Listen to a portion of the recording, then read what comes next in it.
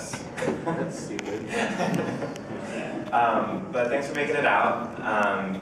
This is the art of the Star Wars Retcon. So if you don't know what Retcon is, or you want to learn about it, or you know what it is but want to know more, this is the right place. So we'll be kind of walking through, explaining what exactly Retcon is. We'll talk a little bit about canon in the Star Wars universe, and then give some examples of some of our favorite and least favorite examples of some retcons in the Star Wars universe, because there's examples of both.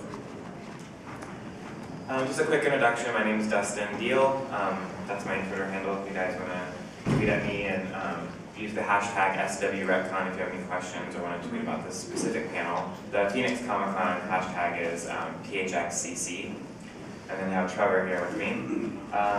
We both write for Nerdvana, which is the East Valley Tribune nerd blog.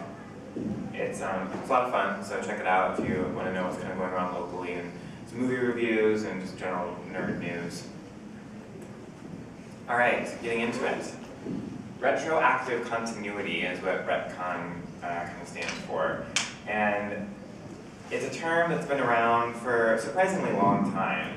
But what exactly is it? Well, it's basically going back, and there's three types of it. There's addition retcon, subtraction retcon, and alteration retcon. Some examples of an addition retcon would be like a prequel.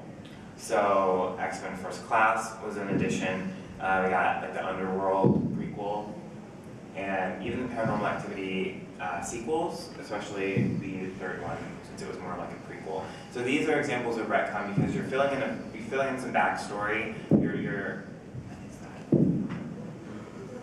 is that the microphone? You're going in and filling some backstory, and you're laying some foundational work that wasn't explained in maybe some of the initial installments. Alteration, and this is a big one. Sherlock Holmes would be an example. When Arthur Conan Doyle actually killed off Sherlock Holmes, fans weren't too happy about it, so he kind of brought him back. And this was kind of the birth of what we call now the comic book death. Comic book characters die all the time. That doesn't really mean anything anymore because you can just bring them back and either create a whole new universe for them to come back in, or a different timeline, or you bring them back from the dead from cloning or science. So the comic books have kind of made people a little bit desensitized to character deaths, and so retconning in the comic book universe is probably the most prevalent where we see this. And then Trevor even mentioned this happened in the Transformers. G1, yeah. Let's get our ratings back into the halfway. Yeah, and it's done oftentimes to either please fans or to try to get more fans to join me. You even see DC just recently relaunched their entire line with DC 52. That's basically a massive retcon. Even The Hobbit, J.R.R. Tolkien, he actually went back and changed some of Gollum's backstory in the second edition of The Hobbit to better fit with the storyline that he laid out in the Lord of the Rings trilogy. So that would be an example of retcon also, where he is tweaking some facts to make it fit better with future installments. Trevor mentioned this when we were talking about this panel also. The Star Trek reboot, basically the entire film is a retcon. Yeah, it's self-contained to an extent, right? It's the whole time paradox thing that they brought up. So you can call it like a microverse or an alternate universe or an alternate reality. So they can pretty much start and stop with that series of movies if they wanted to, but it's still a change. It's still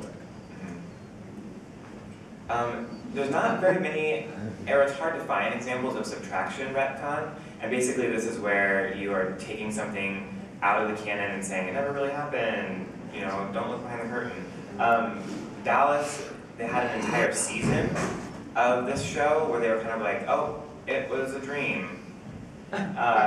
So it clearly probably wasn't that successful, but that's an example of how you would use subtraction retcon, where you just kind of pretend it never happened. What about Newhart, where the whole series never happened? For what? Was that show Newhart, right? Where the very last episode he woke up and the whole entire series was a dream? Oh, really? Yeah. I didn't know. So the entire series was a retcon, a subtraction retcon. All this time you Can we spent back me didn't up on happen. this? So how is this managed, particularly in the Star Wars universe? You have this guy here, he is an actual person, his name is Leland Chi, and his title is the Keeper of the Holocron. And the Holocron is basically a massive compendium of all things Star Wars. It was officially put together in 2000, and that is his job. He is the Keeper of the Holocron, so anything that comes across Lucas properties, whether it's a video game, a toy line, a new novel series, he kind of has to check it and make sure that it fits in with all the pre-existing facts and information that he has. Authors have access, all the creators have access to the Holocron. Obviously, it is a bit overwhelming, so it's Leland's job to kind of help guide them through the process. But a big job, and the fact that that's his entire job description means that Lucas is definitely dedicated to making sure that there's some form of continuity in this universe. And that's really the thing that I like most about the Star Wars universe, is that they have really committed to keeping things continuous. You know, they're really dedicated to continuity, despite the fact that they often step on their own toes. They do make an effort to then go back and do a lot of retconning, which some franchises just don't even bother to do. They either just reboot it all the time or just have a lot of contradictory information out there and they don't bother to cross-reference it, which is fine for them, but I think that's one of the appealing things about the Star Wars Expanded Universe and Star Wars in general, is that it is a one continuous timeline. So Trevor had some fun points when we were talking about this panel, and we talked a little bit. That's what I called it when I emailed him. Yeah, I gave it this title. And obviously we don't have any control over how authors decide to do retcons. So the people who actually do the retconning, oftentimes it's Leland, he has a blog. There was some EndNote blogs on the Star Wars site that often authors will go back and write epilogues to some of their work to kind of tie in some of the retcons. The authors themselves can actually perform retroactive continuity in their own works if they want to retcon something else from a different work. So that's kind of how it typically works, but Trevor has some fun advice for people, and like I said, we obviously can't talk to them and give them our advice, but if they're listening anywhere, this is what we think you should do when you're planning a retcon. And we'd like to get some feedback too after. Yeah. So, Take it away. when I start talking about it. So one, don't make any unnecessary changes. A good example, now that I'm on the spot.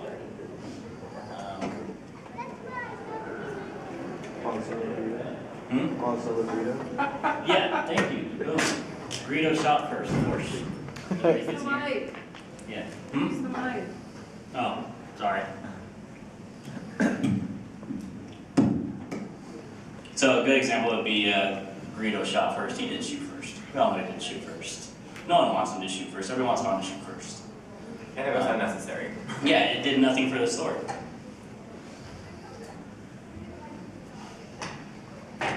Yeah, so I'm going to use that one again because everybody hates it. So don't make it something obvious.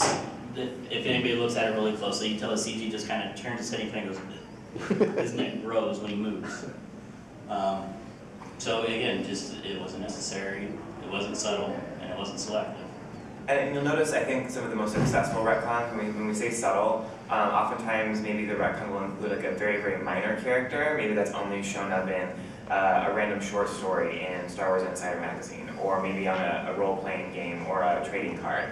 And so they'll use these minor characters that really don't have a lot of backstory, who they can kind of mold into something new without really stepping on any toes. So I think when we say be subtle, like use the materials that are there without causing a lot of disruption. It's kind of like Jenga. You know, you pull out something small and it's not going to be that big of a deal, but when you start messing with some of the major themes and some of the major characters, that's when things get a little bit shaky.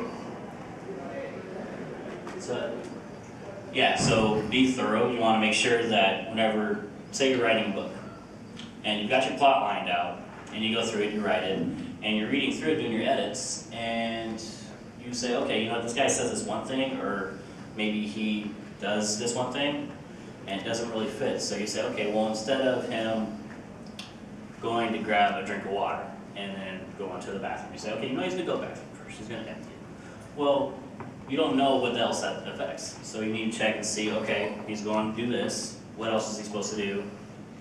I'm being very vague. This sounded great. So basically, what I'm trying to say is that whenever you do make a change, make sure it doesn't screw up the rest of the plot for the story. Because it can happen easily. And because the Star Wars universe is so interconnected, it's not just your story that can be affected. I mean, if you write a character in a particular way, and you ran into this a lot with New Jedi Order, authors were writing characters in a particular way, and then a different author would kind of take them in a different direction. And that had a little bit of contention with fans. People weren't really sure, like, is this characterization accurate? So even something as subtle as characterization can be a retcon. So before we get too much more into this, we need to have a discussion around canon. And there's several different levels of canon in the Star Wars universe. You have G canon, which is George Lucas canon. And this is basically the most recent version of the 6 films. And anything that he has said in either official film notes or in interviews. For an example, Star Wars Celebration 5, a couple of years ago, he was asked by Jon Stewart on his panel, what was Obi-Wan's home planet called? And kind of on the fly, and as a nod to Jon Stewart, George Lucas said he was from the planet Stew John. And instantly, before that panel was out, there was an entry in Wikipedia, and it was official. That is Obi-Wan. If you go to Wikipedia now, that is his official home planet. So that is considered G canon because George Lucas said it. And again, it's the most recent version of the 6 films, so I know a lot of fans don't really like them. They don't like the changes in the Blu-ray editions, but unfortunately when it comes to canon, G canon is considered the most recent versions of the 6 films. T canon is television canon. George Lucas is very heavily involved in both the Clone Wars television show and then the proposed future live-action television show. So T canon is the next level down. It can only be trumped by G canon, but George Lucas is heavily involved. So anything that happens in the show, and you hear a lot about this, the Clone Wars is kind of stepping on some people's idea of what's canon, especially when it came to the Mandalorians and some of the stuff that Karen Traviss had put into effect in some of her Republic Commando novels. So a lot of people were upset that her books were kind of becoming, uncanon, non-canonical because of this television show. But unfortunately, when it comes to canon, T canon trumps the next one, which is C canon. And this basically it's continuity canon, but it includes all the expanded universe material. So we're talking about the books, the comics, the video games, the toy lines. So C canon is kind of the largest area of canon, and as we noticed, it can be trumped by T and G canon. However, what's kind of cool is you have instances where C canon can get a promotion. It can become T or G canon. So a great example of this is Coruscant. It was first, the capital was first named by Timothy Zahn in Heir to the Empire in 1991 in his novel. So it was C canon. George Lucas liked it enough to include it in prequels, so it made it into a movie, so it became G canon. So that's kind of a cool example. George Lucas does this a lot. The 501st is actually a similar situation. The 501st is that great charity organization, and they do a lot of great work with guys in costumes. And he decided to incorporate that into the prequels as well and make that Vader's or Anakin's specific stormtrooper unit. So that was not even C canon at all. That was a fan organization, and that jumped all the way to G canon. So kind of a cool story there too. S canon is secondary canon, and this is stuff that has a lot of questionable canonicity. So most often referred to like the Marvel comics that came out in the 70s and 80s. Lots of stories here, lots of stuff that questionable canonicity, like, does it really affect the timeline? Where does it fit exactly? Characters, are they doing this or that? Often not really considered part of the major canon, so it's secondary canon. However, again, you can get promotions. Lumia is a great example of this. So she first appeared in some of the Marvel comics as secondary canon, and then she made it into the Legacy of the Force novel series, so that became S canon to C canon. N canon is the last one, and it's basically non-canon.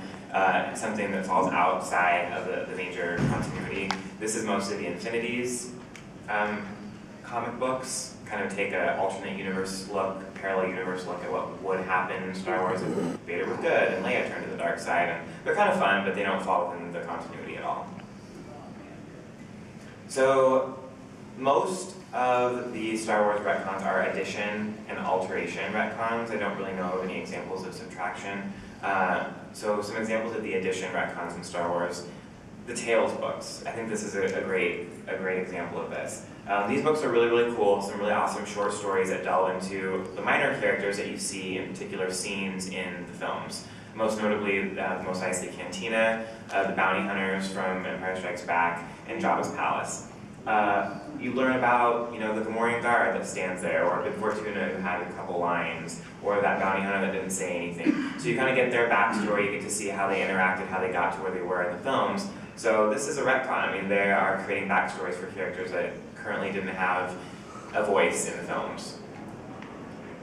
And people will consider the prequels an addition retcon as well. They are the backstory, the prequels to the original trilogy. So they're filling in a lot of information and a lot of things that we didn't know when the original trilogy had first came out. So people would consider these retroactive continuity as well. Most of them are alteration, however, and most of them are done to fix problems. Because it is such a big universe and things do fall through the cracks. This is an interesting one, and I think it's the biggest one and the one that's most often overlooked, but Anakin Skywalker being Darth Vader is a retcon. George Lucas did not know 100% if that's the direction he was going to take Empire Strikes Back, so he wrote the first one not really knowing. And then the decision was made, so that was a retcon. He made the choice to have Vader be Luke's dad, and I think it was for the best. But that would be considered retroactive continuity. He made a change. Do you want to say something? They put out some short stories to that effect with Vader actually killing Luke's father at one point. And then when they started writing episodes, they said, cast it. And even like the Splinter of the Mind's Eye, which was released, well actually we'll get to that because of this. So this was a major retcon. Originally they were meant to be in a romantic relationship. If you look at early script drafts of Empire Strikes Back, they were the ones that were kind of meant to be together. And then they were like, no, we're gonna change it, we'll make them twins instead. But they didn't know, so it's okay.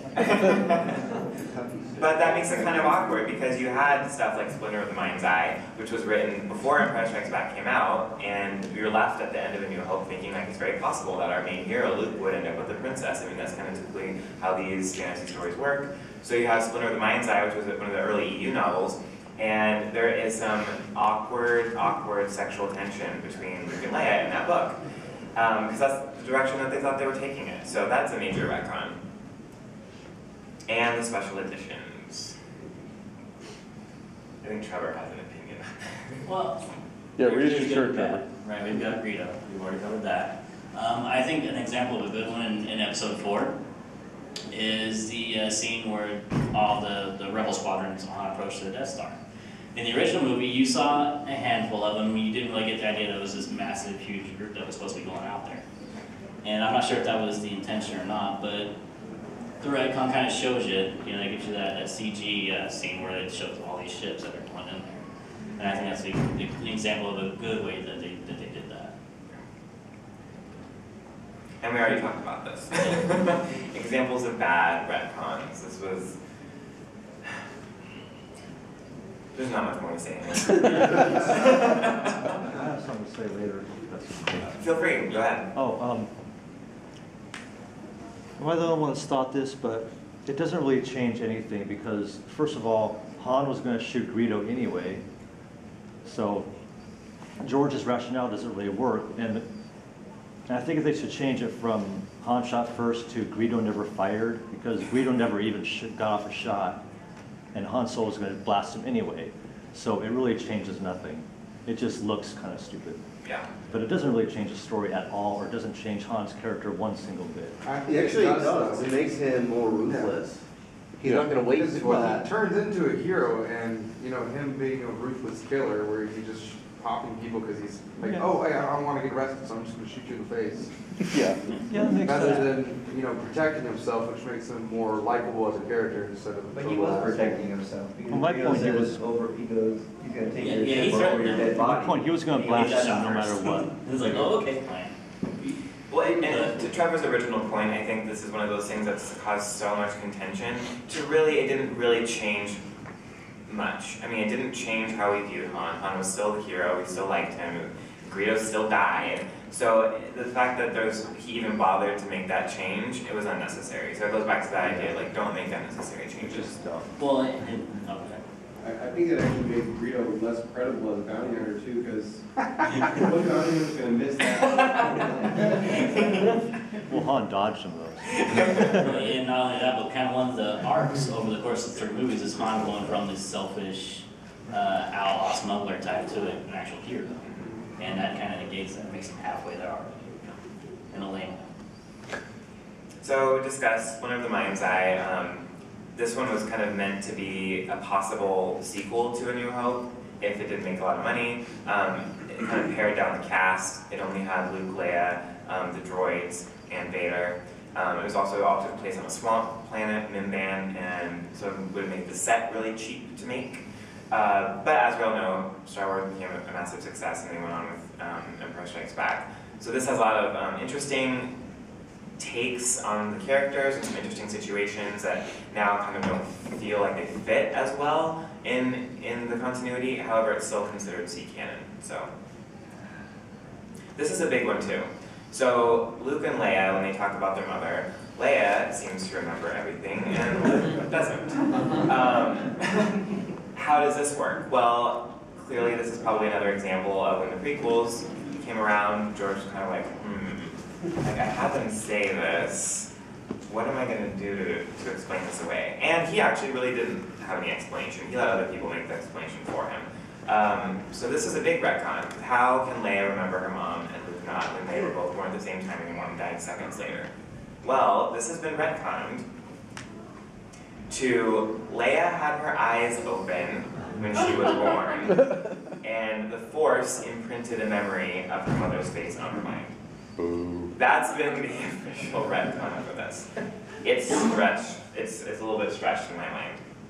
It's not stretched. This is the first time I've heard about it, and that's wrong. It's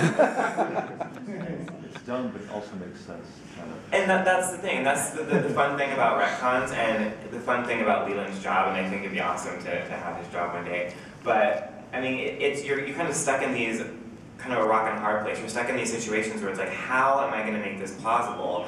And it's not even really that plausible, but it makes sense within the universe. I mean, it's like we have this force, we have this mystical energy that we haven't really been able to fully explain, so why not have that explain this certain bit of seeming discontinuity away? So it's kind of finding those fun ways to make it still flow together that I think is the fun of retcon. And yeah, it's a stretch, and yeah, people roll their eyes, and yeah, at the end of the day, it was just Lucas didn't know yet when he was making Return of the Jedi that he was going to have it end up this way. But it's kind of fun to see how they do explain it away.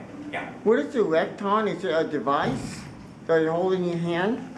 No, it's actually just like it's like a literary or creative device. And when I say device, I mean like a tool or technique that you would use when creating something. So it's more of a re-swizzling either a story or a certain plot point to make everything fit together. Is it tangible? No, it's not a real thing. It'd be great if they had a little machine that you could just be like, fix this.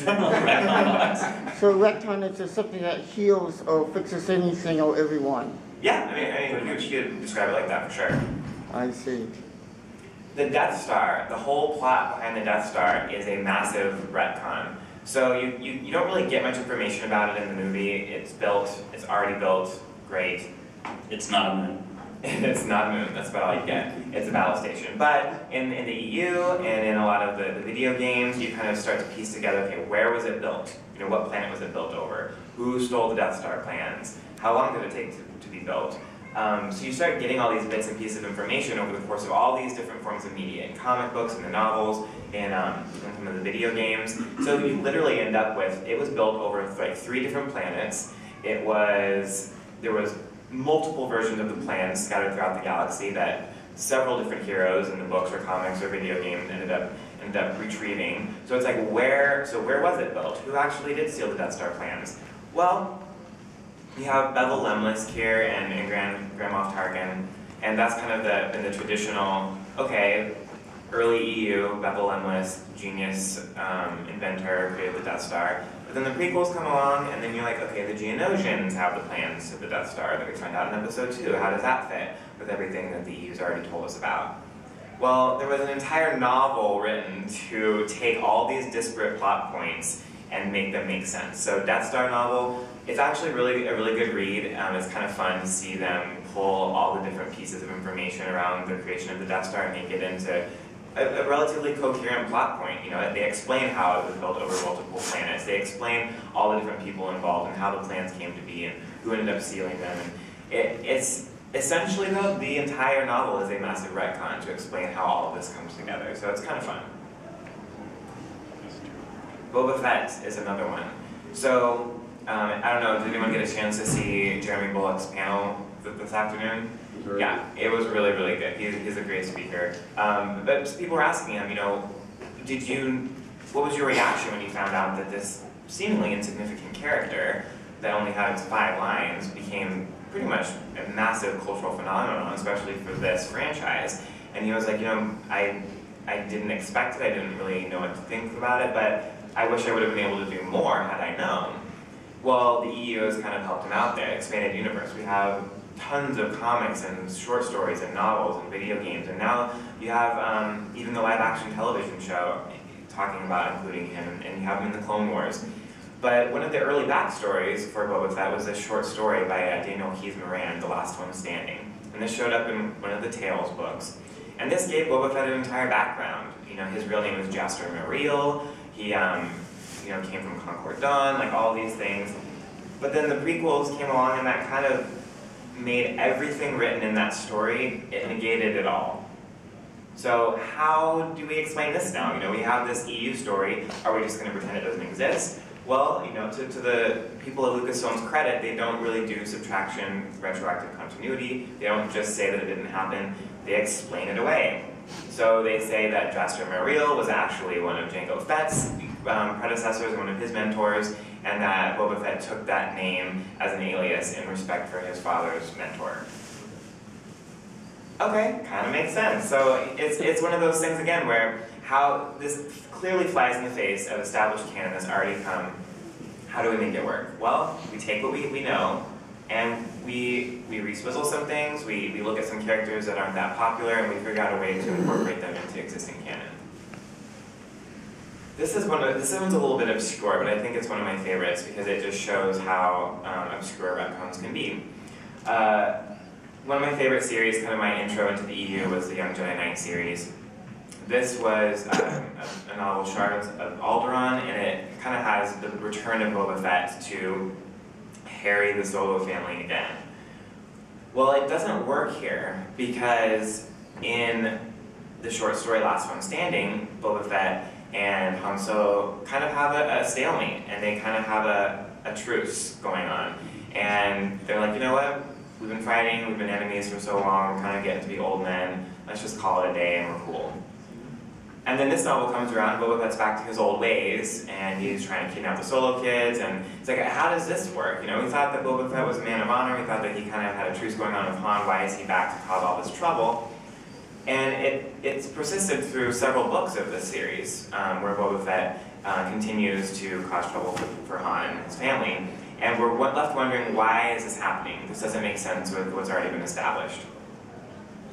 Well, retcon comes to the rescue yet again. So in an obscure comic, we had a picture of Boba Fett and his family, and an unnamed, unsexed child. We don't know who it was, didn't have a name yet, didn't have a sex yet. So they took this and said, okay, Boba Fett had a daughter. Her name is Aelin Bell, and she grows up and she wants revenge for everything that the Solo family did to her family, and the way that Han treated her dad, ended up, you know, putting him in the Sarlacc pit. So they retconned this entire series that was supposed to include Boba Fett, and actually made it Aelin Bell in disguise as her father. So, a great example again, and it's actually kind of funny, and whether this, this was done unintentionally actually. Kevin J. Anderson has been on record to say that he had written this as Boba Fett, and thought that the retcon was quite humorous and glad that it took place in order to keep things continuous. But there's a line in the novel where he, or she, but he, we think, is talking to one of the villainesses, and she says, you know, why don't you take your helmet off? You know, why are you so secretive? For all I know, you could be a woman. And it's such a great line, and it was completely unintentional. They had no idea that they were going to go back and do this retcon. And now reading it with that in mind, it fits perfectly. And it was just a great example of how when you kind of delve into the minutiae of Star Wars and you really look at some of the fun retcons out there, that it really gives it this whole new flavor and a whole new appreciation for what these creators are doing in keeping it all together. And we're going to continue to have Boba Fett retcons. He's in the Clone Wars television show right now. He is already kind of throwing into chaos some of the things that have already been put out there as far as his backstory is concerned. And it's probably only going to continue to be that way. And then when the live action television show finally comes out, whenever that may be, I'm sure we're going to have even more retcons of Boba Fett because he's supposed to be a major player there. So only time will tell. Force Unleashed was also kind of a massive retcon. You played a length of the game, right? Yeah, but yeah, absolutely. So yeah, for a long time it was assumed, I don't think it was ever really defined, that Vader was the one killing all these Jedi during the 19-year gap between 3 and 4. And pretty much what the game does, for those that haven't played it, everybody should have. He goes and he kills lots of them. And he goes TIE fighters and everything. It was great. So it was kind of a new take. And when they were marketing the first game, the second game I don't think had as big of an impact, but the first game was multimedia push. You know, it had comics and toys and novels as well as the game, similar to what they did with Shadows of the Empire in the 90s. But in the marketing of this, they constantly were saying, it'll make you view the original trilogy in a new light, and that was some bold statements. I mean, the original trilogy had been around for so long, like how can this one story, how can this one franchise change how we view the original trilogy? But if you've read the comics or read the novel or played the game, it actually does. It kind of sheds some very interesting light on the backstory of how the rebellion was created, how Vader's relationship with the Emperor, how that plays out. I mean, you find out that the secret apprentice here, Galen Merrick, his family crest is where they get the logo for the Rebel Alliance. And that was something that we didn't know where that had come from before. There wasn't any existing backstory there. But a cool example of how they take this very small thing that's very prominent in the movies and in the EU, and that you never really think about, and they kind of put a whole spin on it, and a whole backstory to it. So The Force Unleashed is a great example of a retcon, how they're tying little bits of minutiae together to even more solidify the continuity of these stories.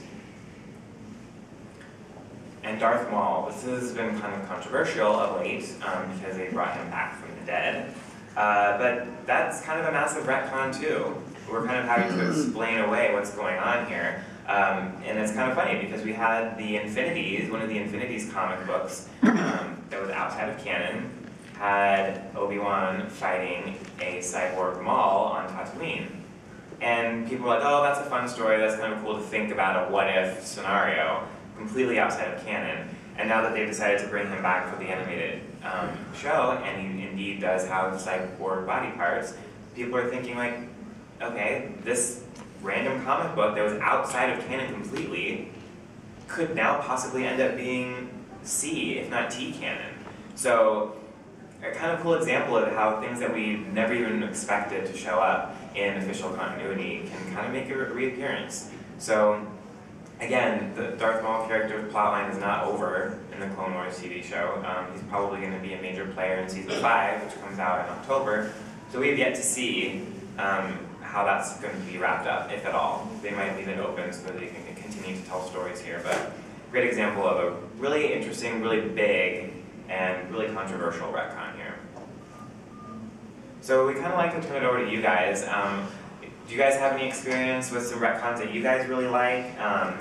any ones that you've kind of been like, how could they do this? I know the Clone Wars television shows had a lot of people up in arms when it comes to like Even Keel, his character, who supposedly was alive in the Coruscant Night books, which takes place a little bit before A New Hope. However, they killed him off in the show years before. So, and that one actually they haven't figured out a retcon for yet, surprisingly. No one's been sitting around noodling about exactly how they're going to explain that one away. So feel free to throw some stuff out there that you'd liked, not liked, would like to see retcon, that you see a massive glaring discrepancy. Yeah? One of the types that I really enjoy are the novels like Labyrinth of Evil or Dark Plagueis, where they take all these story threads from throughout the prequels and books and comics, and they kind of mesh it into a unified vision. That's really awesome stuff. Yeah, Dark Plagueis, the novel, is a great example. Very similar to Death Star, I think, because you didn't really have a lot of backstory on Palpatine or his master. You had a lot of